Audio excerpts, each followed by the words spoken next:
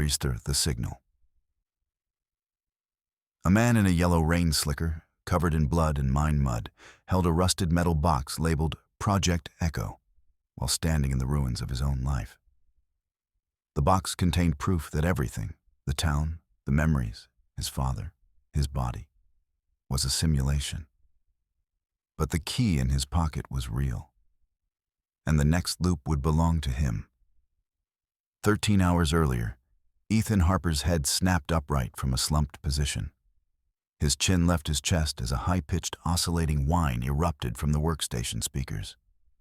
His eyes, bloodshot and frantic, fixated on the green phosphoric glow of the spectrum analyzer. The sound was wrong. The frequency didn't match any known astronomical phenomenon. What the hell is that footprint? His voice came out raspy, barely audible above the howling wind that rattled the observatory dome. His right hand darted to the manual tuning knob, rotating it clockwise. The mechanical clicking was loud in the cramped room. On the screen, a secondary window opened, showing source coordinates. 38,431 what west what yadren, 79.8230 degradado. Blackwater Ridge, 3 miles from here. The signal continued its rhythmic pulsing. Click, hiss, click, click, hiss, click. Ethan leaned back, the chair groaning. He pulled a weathered USGS topographical map from a pile of charts, his finger tracing the ridgeline until it stopped at a red-inked X. The abandoned mine, the one that had been closed for 50 years after the disaster of 1974. He didn't remember learning about the disaster. That was strange. He'd lived here his whole life. The signal intensified. Ethan grabbed a heavy black flashlight from the charging cradle. The plastic clicked as it locked into his belt. He reached for a yellow rain slicker hanging on a hook by the heavy steel door marked Authorized Personnel Only. His movements were automatic now, driven by something he couldn't name. The wind hit him the moment he stepped outside. Rain slicked the metal stairs down from the observatory platform. The night was absolute. No moon, no stars visible through the clouds. Just the sound of water and wind and that impossible signal, now audible even in the open air. Ethan drove his old Jeep Cherokee down the winding mountain road, the windshield wipers barely keeping pace with the deluge. The coordinates on his GPS unit glowed in the darkness. Closer, getting closer. He parked at the base of the ridge and began hiking, the flashlight beam cutting through sheets of rain. The forest was ancient here. Hemlock and dense rhododendron, their branches twisted like arthritic fingers. He could smell copper and something else. Sulfur. The characteristic stench of the old mining operation. The mine entrance appeared suddenly through the downpour. The mouth of the mountain gaped before him, timber supports rotting like broken teeth. A chain hung from a no trespassing sign, swinging in the wind with a rhythmic clinking that almost matched the signal from his workstation. Ethan's boots crunched into thick orange slurry. The runoff of the mine, sulfuric acid and minerals leaching from 50 years of geological wound. He shined the light upward at the collapsing timber frame. Splinters hung like stalactites. He pushed past a rotted plywood barricade and stepped into the throat of the mine. The air was suddenly dead silent and smelled of copper and damp earth. His light hit something incongruous, modern, gleaming in the darkness. A silver transceiver, clamped to a 1950s-era support beam with brackets that looked military-grade. Ethan approached it slowly. The device was blinking. A small blue LED pulsed with the exact rhythm of the signal he'd heard in the observatory. Click, hiss, click. Below the transceiver, something caught his eye. A corner of gray metal protruding from the mud. His hands moved without conscious thought, clawing at the freezing muck. His fingers closed around something solid. He pulled. The metal box emerged from the earth like a birth. Heavy, cold, The padlock was rusted, but the hinges were intact. Ethan smashed the padlock with a heavy stone. Once, twice. On the third strike, it shattered. The lid creaked open. Inside weren't gold or minerals or anything that made sense. Dozens of reel-to-reel magnetic tapes. A thick file folder labeled Post-Disaster Perception Management. And his own birth certificate, dated 1985, stapled to the back of the folder. Except the paper was aged from the 1960s. The color was wrong. The texture was wrong. The first page of the folder was a header. Summary: the 1974 collapse was not an accident. Test subjects enrolled in memory overwrite. Ethan's breath came in shallow gasps.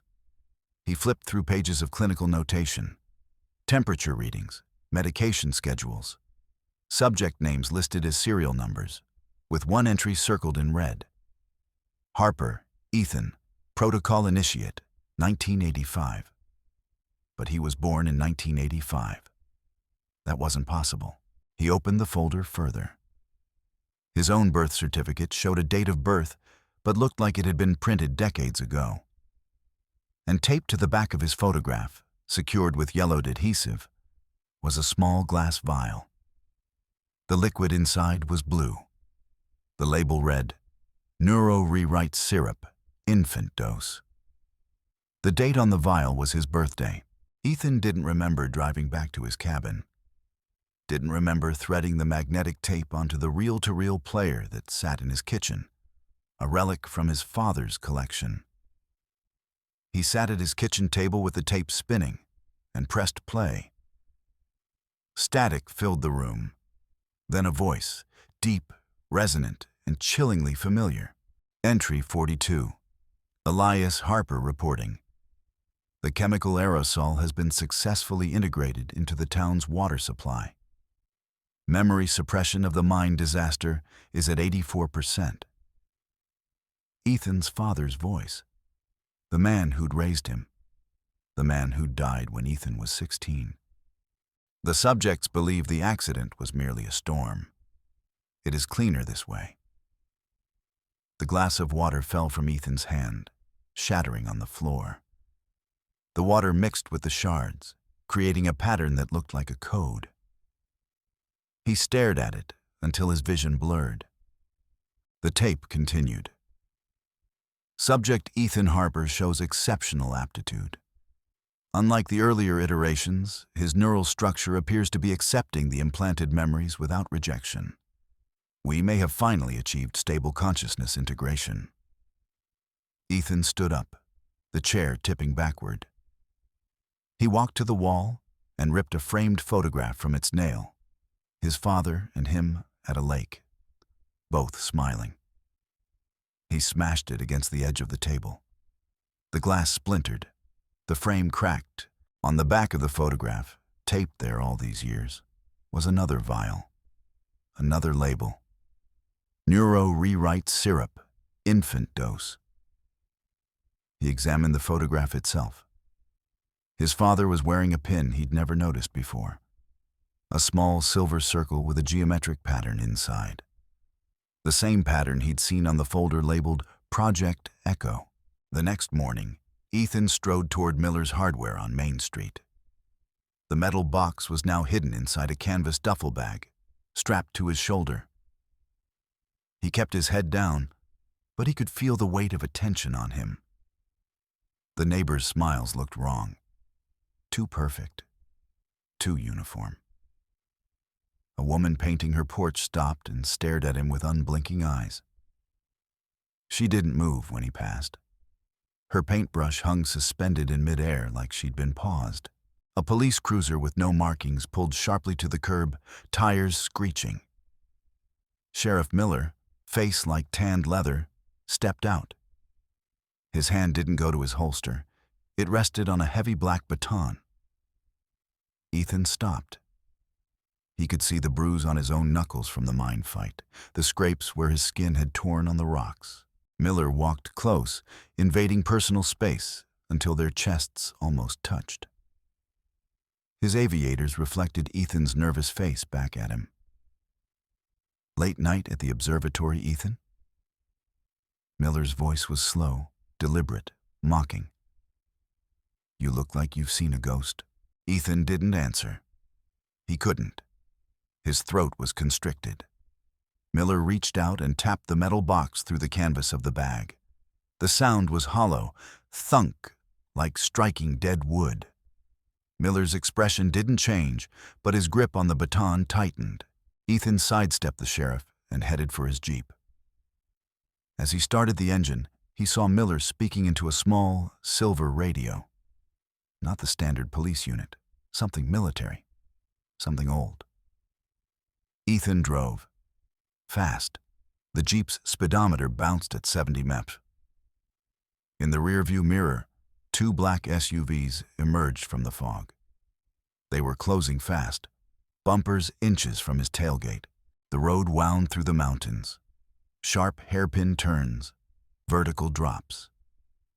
Ethan took the curves too fast, the Jeep's tires squealing on the wet asphalt. One SUV swerved left, pulling alongside him. The window rolled down. A man in a surgical mask pointed a long black device at Ethan's tires. Ethan jerked the steering wheel to the right, slamming the Jeep's side into the SUV. Metal screeched against metal. Sparks erupted between the vehicles. Paint was stripped from the Jeep's door in a blur of white. The SUV swerved, nearly hitting the guardrail. But the second SUV came from behind, ramming Ethan hard. The impact threw him forward. His forehead hit the steering wheel. Warm blood bloomed across his left eye, blinding him. The Jeep spun out of control. Time did something strange. It stretched. The world rotated in slow motion. The cliff edge approached. The guardrail grew larger. Ethan could see individual threads in the fabric of the sky above him. Could see the individual raindrops suspended in air like a photograph. Then the Jeep hit the guardrail. The impact was violent and real. The metal post tore through the engine block with a shriek of tortured steel. The hood crumpled. Steam erupted. Ethan kicked the driver's side door open and fell out onto the wet gravel, gasping. An operative from the SUV lunged at him with a stun baton. The man's face was obscured by tactical gear. Only his eyes were visible. Cold, professional, empty. Ethan grabbed a heavy wrench from his tool belt and swung upward, catching the operative in the shin. The man fell. Ethan lunged, punching him 3 times in the face with a bloody fist. The operative's mask tore, revealing the side of his neck. A tattoo was visible, a sequence of numbers. Ethan grabbed the duffel bag and disappeared into the woods. He ran through the forest for hours, climbing higher into the mountains. The rain continued, relentless. His clothes were soaked through. His breath came in ragged bursts. But his mind was clear. One objective: reach the observatory basement. He knew ways in that weren't documented. Service tunnels, maintenance shafts. The observatory had been built on top of a network of underground chambers that predated the current structure. He'd explored them as a child. Or had he? Had that memory been implanted too? Ethan crawled through a narrow air duct, the metal cold against his palms. He kicked out a grate and dropped into a hidden basement room beneath the observatory floor. The room was filled with spinning mainframe computers from the 1970s. Banks and banks of them, their lights blinking in patterns that looked almost like Morse code. The machines were still running, still processing. On a central table, a map of the town was displayed. A 3D model with tiny light bulbs inside every building. Each house was numbered. Ethan found his own house. It had a blue light, indicating an active rewritten subject. Every house had a light. Every person. The entire town was a grid of monitored subjects. Ethan found a monitor showing live feeds. Cameras inside the grocery store, inside the church, inside his own living room. On the screen, a man in a yellow raincoat was searching through his drawers. The sheriff, looking through Ethan's personal journals. Ethan noticed a ledger on the desk and opened it. In the termination section, he saw names with black strikes through them. His mother's name was there, but the date of death was 2 years before he remembered her dying. He flipped through more pages. The dates contradicted every memory he had of his childhood. The math didn't work. None of it worked. A reel-to-reel tape sat on the desk, labeled Ethan, Master Core. His entire life. A set of audio files.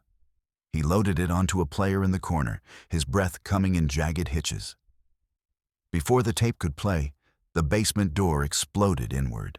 Sheriff Miller and 2 operatives in black tactical gear swarmed in. Miller was holding a high-pressure injector, his eyes cold and clinical. The door had been kicked off its hinges, the steel frame twisted. Ethan flipped a heavy metal table for cover. Bullets from a silenced submachine gun shredded the air above him, sending shards of glass from beakers raining down like snow. He grabbed a fire extinguisher, his fingers finding the release mechanism. The white foam erupted, blinding the first operative. Ethan lunged, slamming the heavy canister into the man's chest.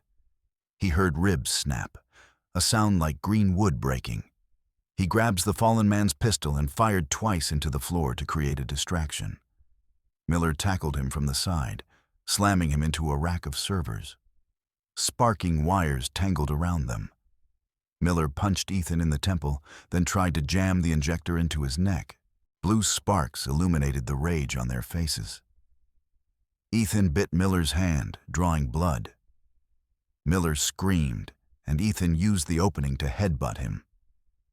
As Miller staggers, Ethan delivered a series of rapid-fire punches to his gut, then shoved him into the high-voltage panel. The electricity came without warning. A massive arc of current surged through Miller's body. His uniform caught fire. The smell of burnt flesh and singed fabric filled the room. Miller convulsed, his body rigid, and then went still. Ethan stood over him, gasping for breath.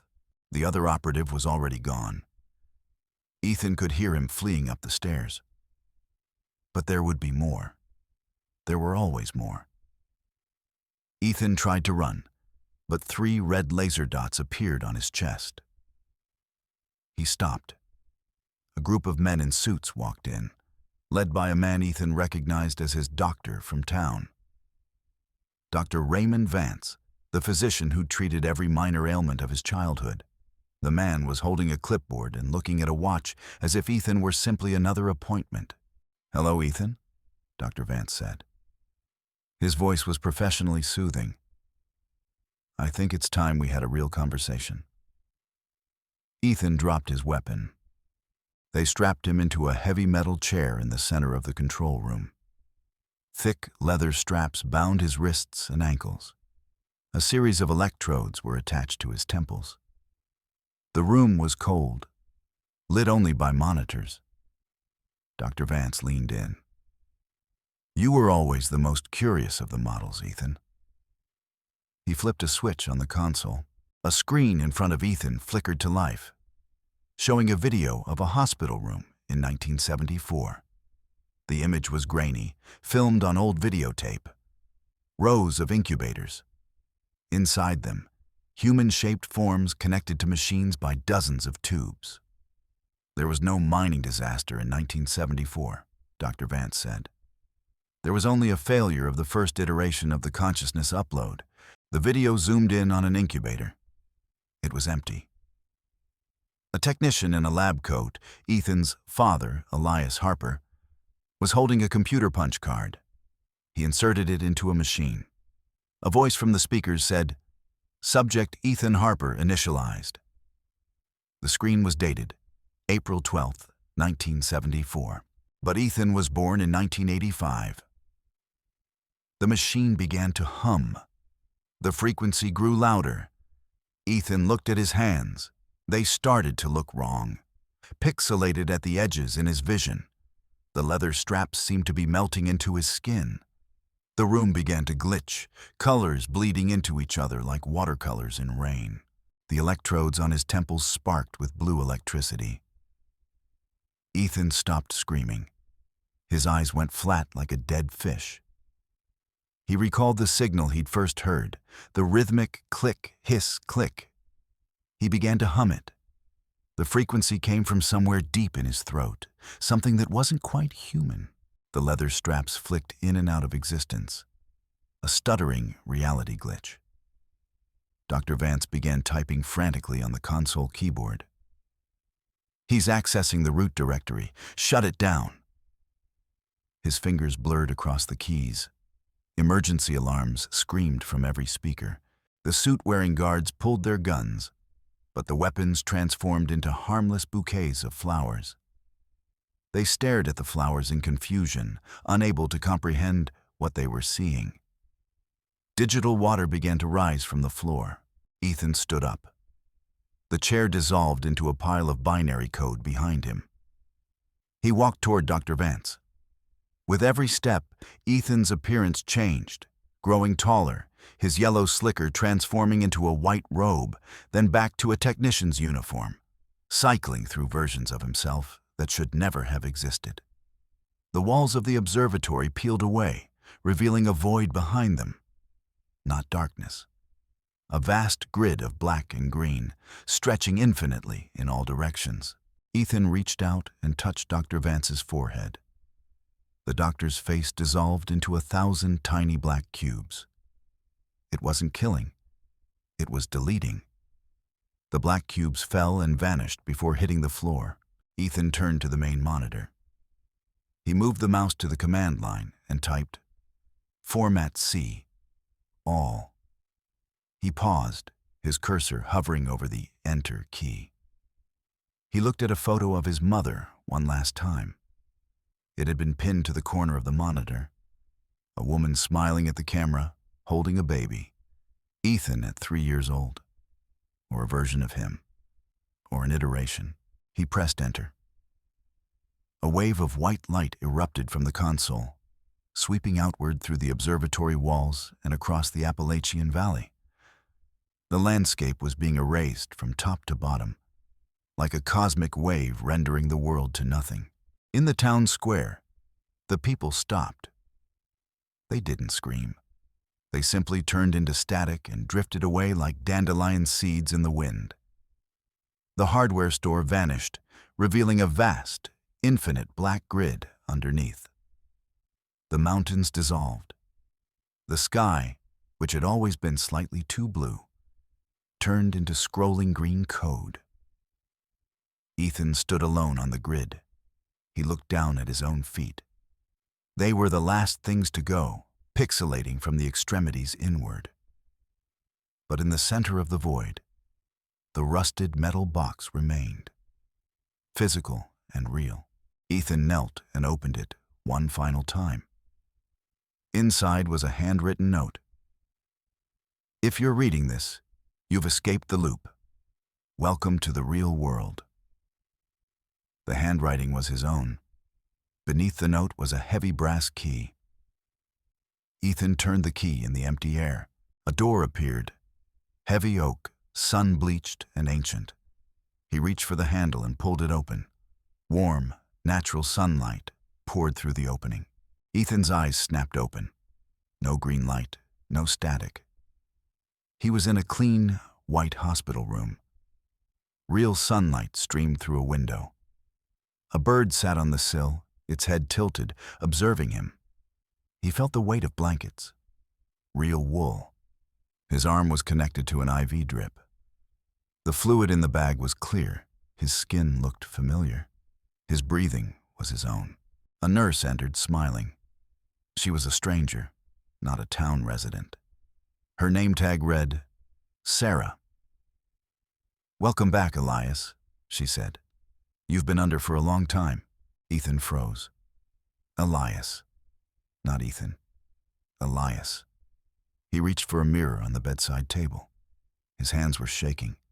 He looked into the glass and saw not the face of a young technician, but the face of an old man, weathered, spotted with age, the face of his father, the face of Elias Harper. He looked out the window. Beyond the hospital garden, thousands of identical white towers stretched to the horizon. Each one was labeled with glowing text. He found his tower. Project Echo, Subject, Ethan, Recursive Loop 9. The towers went on forever. He closed his eyes and began to hum. The signal. Click, hiss, click. The frequency that had started everything. In his hand, he still held it, was the brass key. It was warm. It was real. It was the only thing that had crossed between worlds. He opened his eyes and looked at the nurse. She flickered. For just a moment, the face beneath the mask was revealed. A skeletal wireframe, vectors of light where flesh should be. Ethan smiled. He began to hum louder. The signal grew, building in frequency and intensity, until the lights in the hospital room started to strobe. The nurse's form began to pixelate.